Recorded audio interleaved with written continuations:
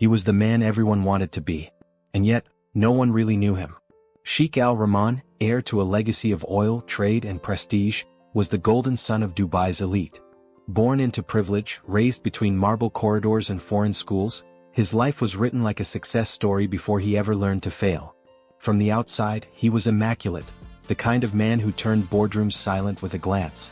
His suits were tailored in Milan, his voice smooth and deliberate. To journalists, he was a visionary reshaping the desert skyline. To investors, he was the safest bet in the Gulf. And to his people, he was hope wrapped in charisma. But behind that image, behind the magazine covers and glittering fundraisers, there was a man who could not stand imperfection. Not in others. And definitely not in himself. His childhood, though golden, was cold. His father, a revered patriarch, measured worth not in kindness but in control. Al-Rahman grew up watching men command, not comfort. Mistakes were weakness, emotion was shame, and power was love in disguise. Every success he achieved came with one unspoken rule: never be less than perfect. And that's where the cracks began. As Dubai's skyline grew taller, so did Al-Rahman's reputation. He sponsored charity galas, funded art museums, appeared at tech summits. His name became synonymous with modern royalty. He didn't just build buildings, he built myths. But those who worked close to him whispered another story. The story of temper. A story of quiet humiliation behind closed doors, of assistants fired for the smallest mistakes, of friends who vanished after disagreements. He never shouted in public. He didn't have to. His silence was sharper than a knife.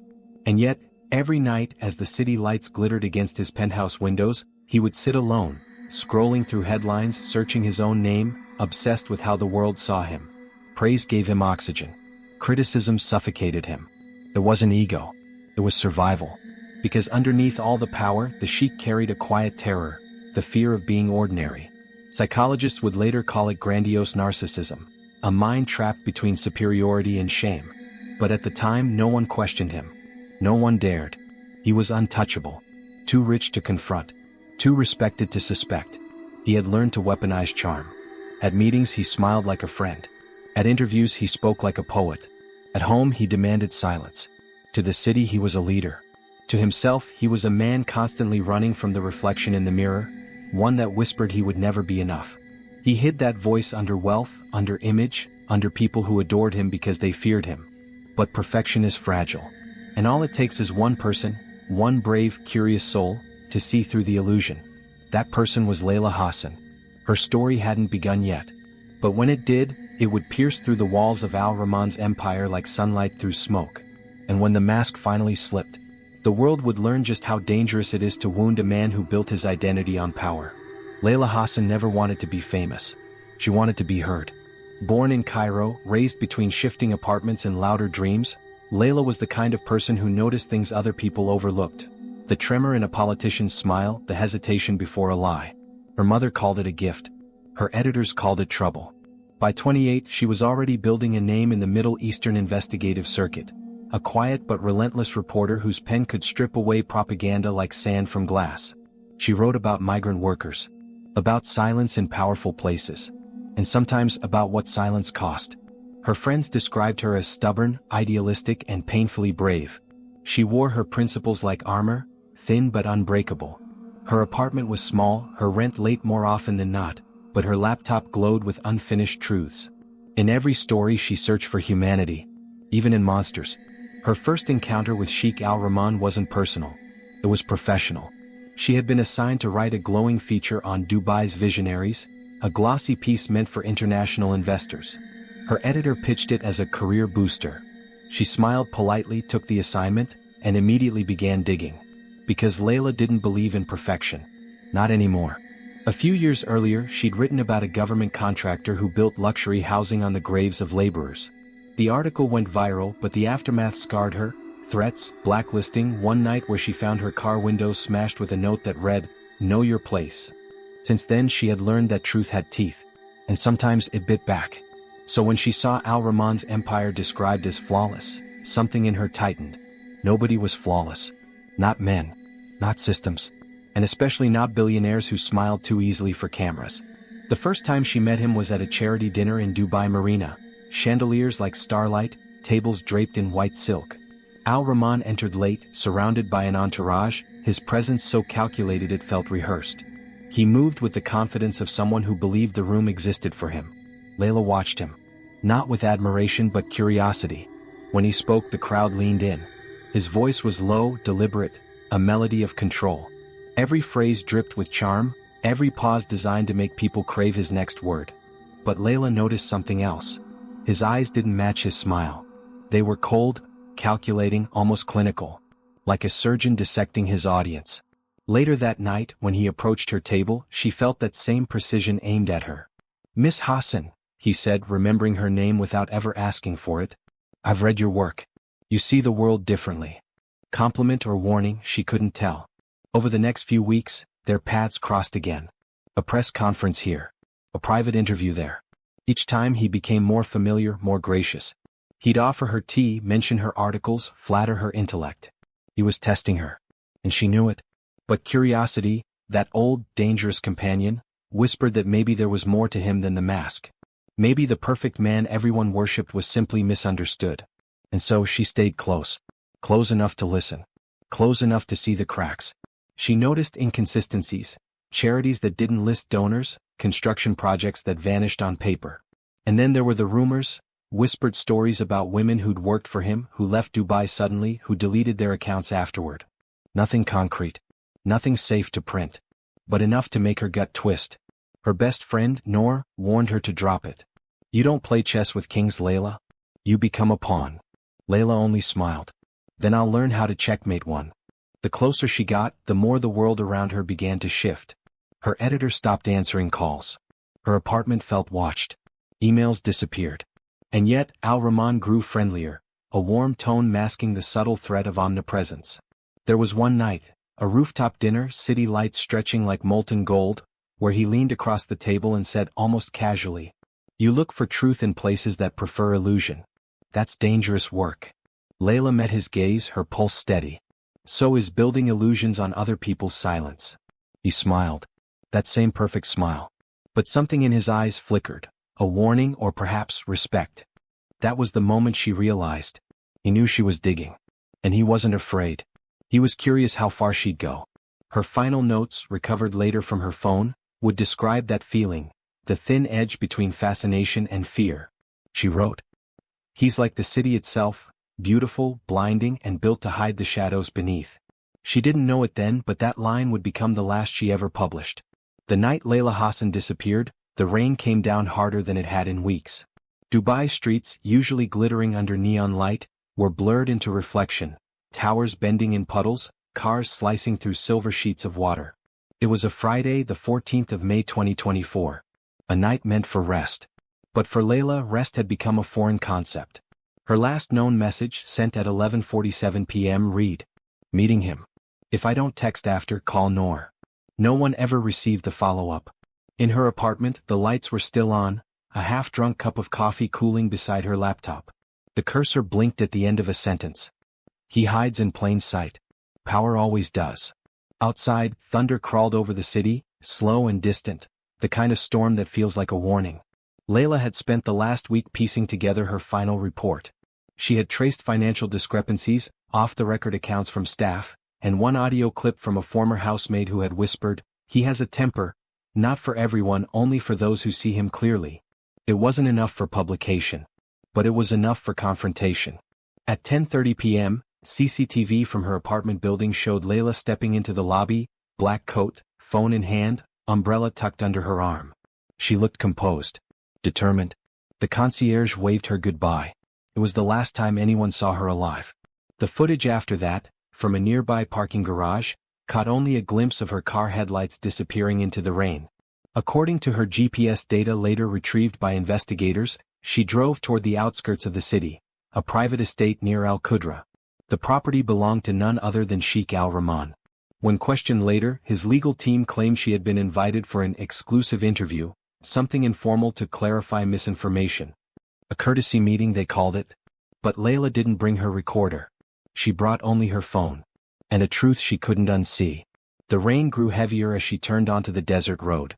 Her wipers beat in rhythm with her heartbeat. It was nearly midnight when she arrived. Satellite imagery from that night, used later during the investigation, showed the estate's lights glowing faintly through the downpour. No guards visible. No cameras active. Power outage, they claimed. Leila parked by the fountain and texted Noor.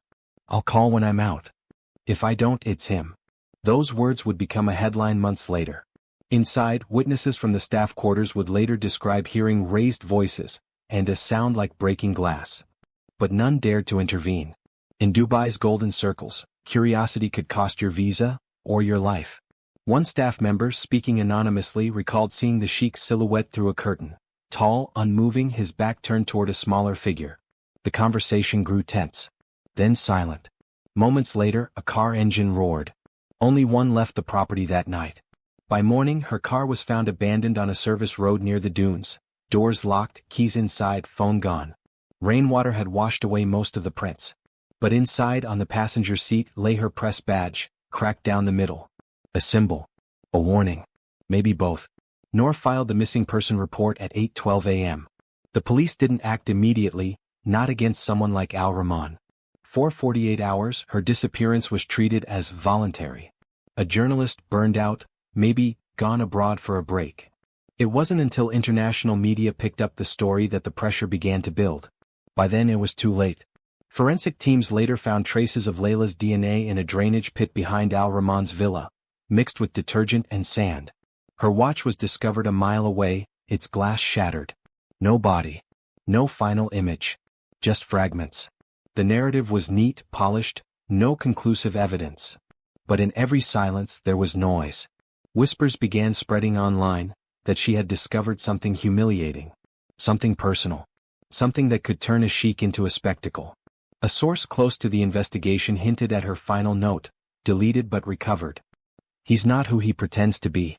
And that's what he kills for, the illusion." Weeks passed. The city moved on. The rain dried. But her name refused to fade. Leila became both ghost and symbol. The journalist who got too close, the woman whose truth was drowned before it could be heard. For every tweet that mourned her, another defended him. Power rewrote perception, pixel by pixel. And somewhere behind gold-tinted glass, the sheik smiled again, calm, untouchable, the mask restored. But not for long. Because there was one man who didn't buy the story. One detective who had seen too many accidents turn into patterns. His name, Detective Kareem Blake. And when he looked at the case file, the photos and the gaps in testimony, he whispered, "She didn't just vanish. She was erased."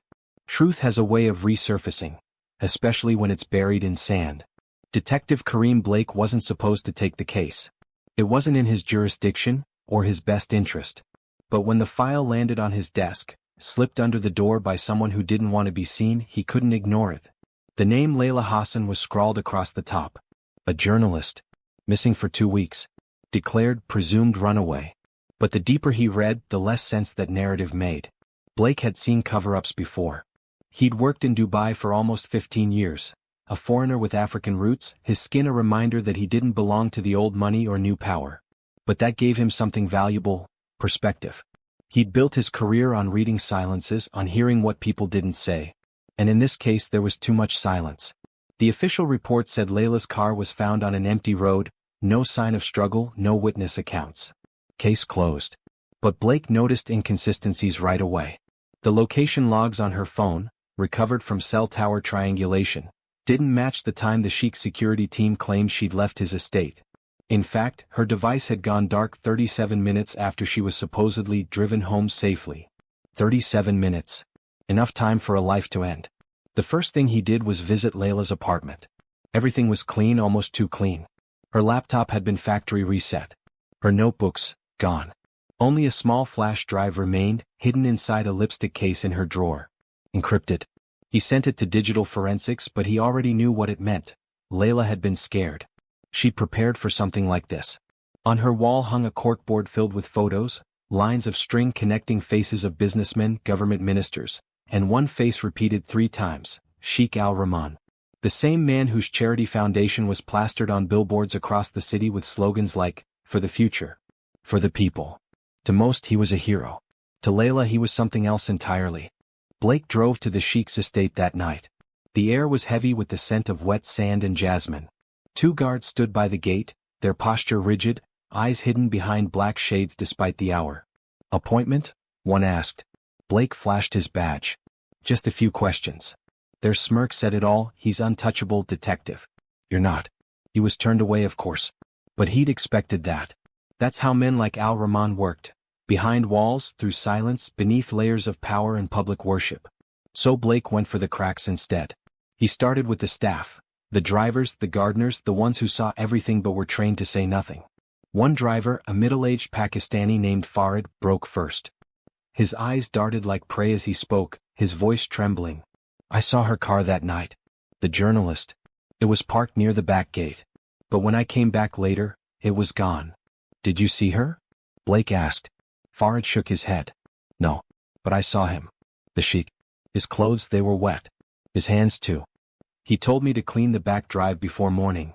The next lead came from the housemaid, an Ethiopian woman named Selam, who had been abruptly dismissed days after the disappearance. She met Blake in secret, in the back of a small cafe in Al-Quaz. He told us never to speak her name, she whispered. He said she was dangerous, that she lied about him. Her hands trembled as she handed over something wrapped in tissue paper. A small gold earring, stained faintly with rust-colored residue. Leila's. The problem wasn't lack of evidence. It was that every path led into walls of influence. Prosecutors who refused to sign warrants, journalists who suddenly stopped returning calls, witnesses who relocated. Blake knew this wasn't a normal case. It was a message, a warning to anyone who thought truth was stronger than power. But he wasn't wired to quit. He dug deeper into Al Rahman's past, and what he found wasn't new violence, but a trail of whispers buried under charity press releases and photo ops. A former model who vanished in 2019 after attending a private gala. A young assistant fired after false harassment claims. 2 domestic workers who returned home after brief hospital stays. Each case closed. Each file sealed. But when he compared them, a pattern emerged. Same timeline, same estate, same silence. And in every one of them, the sheik's name appeared once. And then disappeared from the record. Late one night, Blake received an anonymous email from a private account. No message. Just an attachment. A single image. Leila standing outside a glass door mid-argument, a man's silhouette towering over her. Timestamp. May 14, 11:58 p.m. Location. Al Rahman's estate. Her last moment. Captured by a camera someone had forgotten to erase. It wasn't enough for arrest. Not yet. But it was enough for obsession. Blake printed the image and pinned it to his board. He stared at it for hours, the tension in her shoulders, the defiance in her face. And in that grainy shadow behind her, he saw the arrogance of a man who had never faced consequence. He killed her, Blake muttered. And they're all helping him bury it. That night he made a decision. If the system wouldn't expose the truth, he would. Piece by piece. Word by word. Until even power couldn't silence it. He closed his eyes and whispered a quiet vow. For Leila. And for every voice that got swallowed by gold. Then he dialed a contact overseas, a journalist Leila had once trusted. When the line connected, Blake said only one sentence. She was right about him. And with that, the investigation that could shatter Dubai's golden illusion officially began. To understand Sheikh Al Rahman, you have to understand one thing. He didn't crave power because he loved control. He craved power because he feared powerlessness. Every decision, every gesture, every smile for the camera was a shield, not to protect his empire but to protect the fragile man behind it. He was a child of privilege, yes, but also of performance. His father raised him not to feel but to dominate, not to be good but to be great. And greatness in his world had no room for weakness. In the early years that fear turned into discipline. He was the top student, the perfect heir. Every failure became a private war. Every criticism a scar he learned to hide behind luxury and charm. But as the world applauded him, something inside him twisted. An addiction to admiration, to validation, to the illusion that perfection could be maintained forever. Psychologists call it narcissistic injury, when the slightest threat to ego feels like death itself. For Al Rahman, humiliation wasn't just uncomfortable, it was annihilation. Leila Hassan wasn't his first critic, but she was the first one who got too close. She didn't just question his deals or his foundations, she questioned him. And to a man like Al Rahman, that was unforgivable. Her curiosity chipped away at the story he'd spent his life constructing. Each truth she uncovered, each note, each secret recording, was a mirror held up to the lie of his perfection. And mirrors were the one thing he couldn't face. To the outside world, his anger looked calm, composed, the restraint of a noble man under pressure. But beneath that calm was something ancient, something primal. Shame. The kind that festers in silence until it turns to rage. When Leila disappeared, the world saw tragedy. He saw balance restored. But the thing about men like Al-Rahman is that they never stop running. Even in victory they fear exposure. In control they fear collapse. They live haunted, not by their crimes but by the possibility that someone somewhere still sees through them. His eyes, once filled with confidence, became restless. He started skipping public events, staying awake through the night, watching the skyline from his glass fortress as if expecting ghosts. Because in a way, Leila was still there, in whispers, in headlines, in the quiet doubt that spread among his followers. And for a man who built his identity on image, a single crack was enough to destroy the entire reflection. To understand Sheikh Al-Rahman, you have to strip away the marble floors, the luxury cars, the gold cufflinks, and look at the frightened child hiding beneath it all. Because that's what he was and always had been. A boy who never learned the difference between love and control. Born into a dynasty of old money and modern power, Al-Rahman grew up in a world where affection was currency, and obedience was survival. His father was a man of few words and many expectations. The kind of man who taught lessons with silence more often than with punishment. Disapproval was a storm that needed no thunder. And so the boy learned early, perfection was safety. Mistakes meant exile. He learned to smile when he wanted to scream, to perform confidence before he understood it, to win affection through excellence. Over time the mask fused to his skin. When he looked in the mirror he no longer saw a person, he saw a brand. A symbol of power. Of success. Of untouchable dignity. But the thing about masks is that they don't just hide, they suffocate. As a man, Al-Rahman built empires out of that same hunger for validation.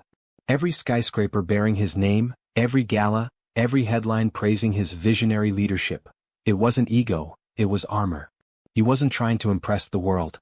He was trying to convince himself that the boy inside him had finally become enough. In public he was charming, almost hypnotic. People described his presence as magnetic. He spoke softly but every word carried weight. You wanted to believe him.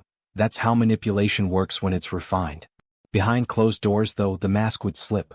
He was obsessive, volatile, cruel in quiet ways. He didn't need to yell to destroy someone. He could do it with a look. Pause. A silence that said, "You're nothing without my approval." He collected people like possessions. Assistants, lovers, friends, all chosen for their ability to make him feel powerful. The moment they stopped serving that purpose, they disappeared. This wasn't random cruelty. It was maintenance, an emotional ritual to keep the illusion intact. Because underneath it all, Al-Rahman was terrified. Terrified of exposure. Terrified of imperfection. Terrified of being ordinary. Psychologists call it narcissistic fragility, a paradox where the bigger the ego, the more easily it breaks. For men like him, humiliation isn't a bruise, it's annihilation. And then came Leila Hassan. She wasn't like the others. She didn't swoon, didn't flatter, didn't fear. She looked at him, really looked, and saw the seams in the perfection. When she started investigating his charitable foundations, she wasn't just chasing corruption. She was chasing the truth of the man behind the empire. To Al-Rahman, her curiosity wasn't just intrusive, it was existential. She became the mirror he'd spent his life avoiding. And when she refused to break, he did. That's how power turns into violence, not out of desire but out of panic. When a narcissist feels cornered, the destruction isn't about silencing someone else. It's about silencing the part of themselves that feels exposed. Leila represented the one thing he couldn't control, truth. And truth, to a man who lives by illusion, is the ultimate humiliation. After her disappearance, his composure returned on the surface. The sheik smiled at cameras again, donated millions to orphanages, hosted art festivals under the banner of unity. But his eyes told another story. They twitched, shifted, avoided. He had won, but at a cost. The mask had begun to crack, not from exposure but from within. Because once you cross the line between control and destruction, you can't go back. The illusion loses its weight. The applause stops meaning anything. In private, Al-Rahman reportedly began having nightmares, voices echoing in the halls of his penthouse, whispers from shadows that didn't exist. Some nights, he'd sit on his balcony for hours, staring at the skyline as if expecting someone to emerge from the dark. Maybe he was haunted by guilt. Maybe just by fear. Because the truth is, the punishment for men like him doesn't always come from justice. Sometimes, it comes from the silence they created themselves. The silence that reminds them they were never gods. Only men. Fragile, frightened men hiding behind gold. When the trial of Sheikh al-Rahman began, the courtroom was a theater of contradictions. Outside, luxury cars lined the street. Inside, silence pressed against the walls like heat. Reporters from across the world filled the benches, their cameras whispering in clicks, waiting to see a titan fall. And there he was, immaculately dressed, expression carved from marble. No handcuffs, no trembling, just a calm so polished it felt unnatural. It was as though he'd convinced himself this was another meeting, another boardroom, another audience to charm. But the evidence spoke louder than he ever could. Detective Kareem Blake took the stand first. His tone was steady, almost reverent as he recounted months of investigation. The encrypted messages, the surveillance footage, the night vision clips of a woman's silhouette entering the Sheikh's villa, and never leaving. Each word struck like a hammer. The jury watched, transfixed, as forensic photographs flashed on the monitor.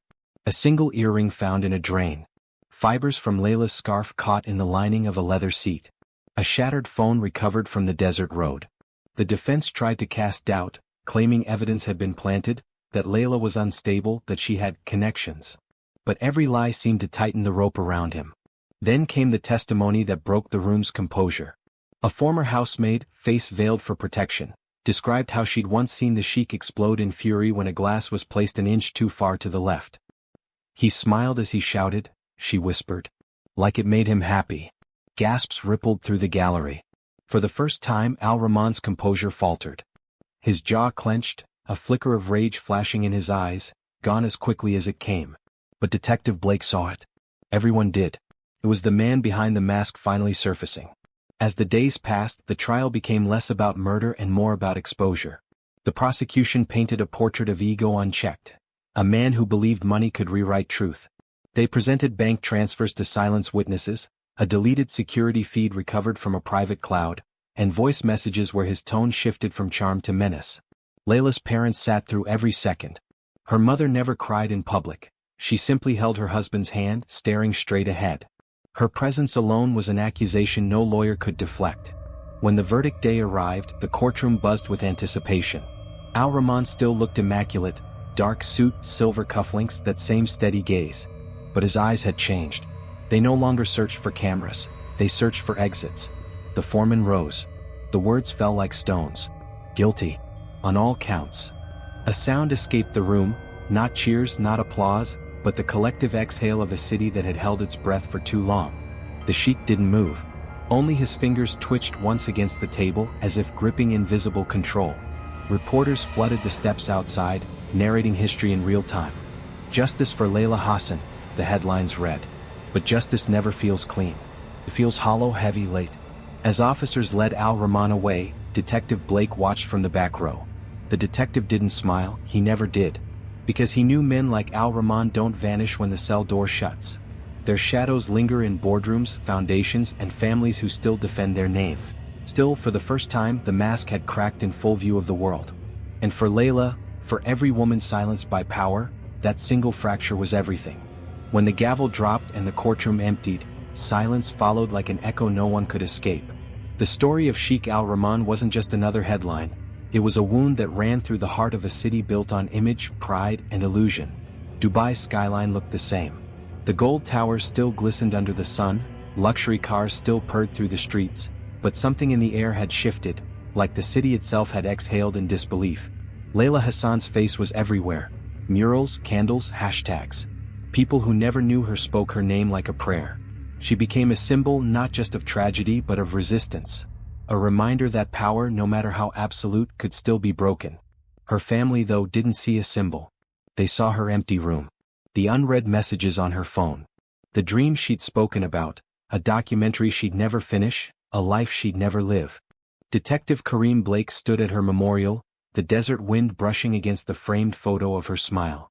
He wasn't in uniform, just a man among mourners. In his hand was her old press badge, worn from years of use. He'd kept it since the day they found it in the Sheikh's villa. He didn't say much. He didn't need to. Justice had been served, but justice doesn't heal. It only exposes the truth. Across the city, the ripple was spreading. The social elite whispered behind closed doors, terrified not just of what al-Rahman did, but what it revealed, that they'd all help protect a monster because they loved the power his money brought. Some resigned quietly. Others doubled down, pretending they'd known nothing. But beneath every handshake, every business deal, there was a question hanging in the air. How much do we ignore just to keep our world intact? Karim went back to his office weeks later. The case file sat on his desk, thicker than most. The evidence, the transcripts, the photos. He flipped through them one last time, then locked it away. He'd seen dozens of killers, but this one felt different. Not because of what Al-Rahman did, but because of how easy it was for everyone to look away while he did it. Outside his window, the city lights flickered, a constellation of stories still untold. For every Leila, there were others whose names would never make the news. He sighed, pulling out a notebook. At the top he wrote 3 words. The ones unseen. Somewhere out there, another truth was waiting. Another silence hiding behind wealth, respectability, or love. And he'd be ready to follow it, no matter where it led. As the camera fades out, Leila's voice plays faintly, a clip from one of her old interviews. Power is only dangerous when people stop asking questions. Every time a story like this ends, we breathe, for just a moment, thinking the darkness has been defeated. That justice has spoken. That the monster is gone. But the truth is, monsters like Sheikh Al-Rahman don't come from nowhere. They're built, piece by piece, by silence, by admiration, by our collective willingness to look away. We live in a world that worships power. We forgive charm. We mistake confidence for goodness, and money for morality. And so, when a man like Arthur Al-Rahman walks into a room, smiling, shaking hands, donating millions, no one sees the cracks in his mask. No one asks why he needs control, or who he's hurting to keep it. Leila Hassan saw it. She didn't see a monster, she saw a truth. And in this world, truth is the one thing power cannot forgive. Her story is more than just a crime. It's a mirror. How many Leilas do we overlook every day? How many victims go unheard because their abuser wears a suit, owns a company, or stands behind a podium? Detective Karim Blake once said in an interview, "Evil doesn't always hide in shadows. Sometimes it hides in the spotlight." And that's what the Crime Lens is about. We don't just tell stories about murder or mystery, we tell stories about human nature. About how power twists, how silence protects it, and how courage, even when it costs everything, exposes it.